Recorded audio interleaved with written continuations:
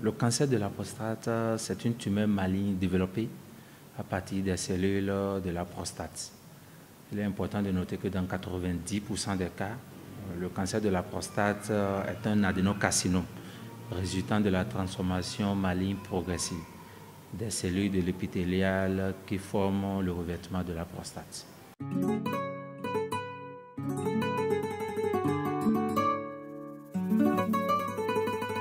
Le cancer de la prostate n'entraîne pas des signes en tant que tel. Mais vous allez voir, la plupart du temps, il y a des malades qui développent une envie d'uriner de façon fréquente, surtout la nuit. On parle de pollakiurie et des fuites urinaires, on parle d'incontinence urinaire. Parfois même dans les urines, vous allez voir les traces de sang. Ah oui. Maintenant, le diagnostic, c'est lors du toucher. L'agent de santé va apprécier le volume de la prostate par rapport au volume normal. Habituellement, en ce moment, le volume va augmenter. Également la consistance de la prostate ainsi que la sensibilité. Il y a également des hormones qu'on peut aller dépister.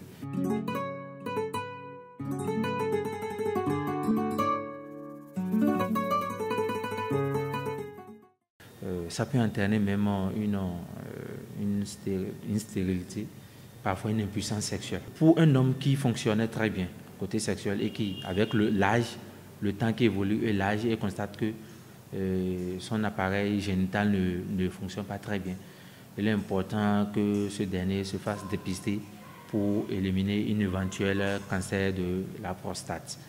Et également, le cancer de la prostate avec son évolution avec le temps, parce que ça peut évoluer, les cellules cancéreuses peuvent migrer vers le foie et d'autres organes. Il est important de dépister ça très tôt pour pouvoir limiter les dégâts.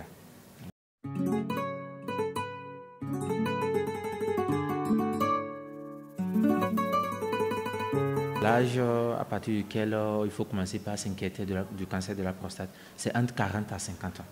Donc déjà, lorsque vous franchissez la barre de 40 ans, il est important pour vous d'aller vous faire dépister.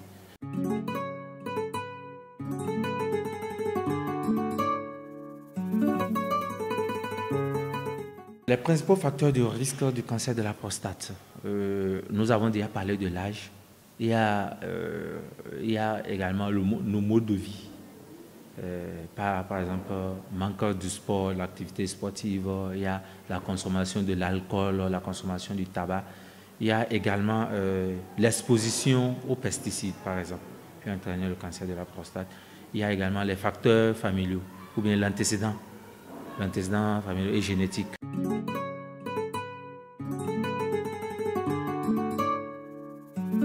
Oui, ce que nous avons à dire, c'est de sensibiliser la population sur l'importance de l'éviction, de la consommation du tabac, de l'alcool.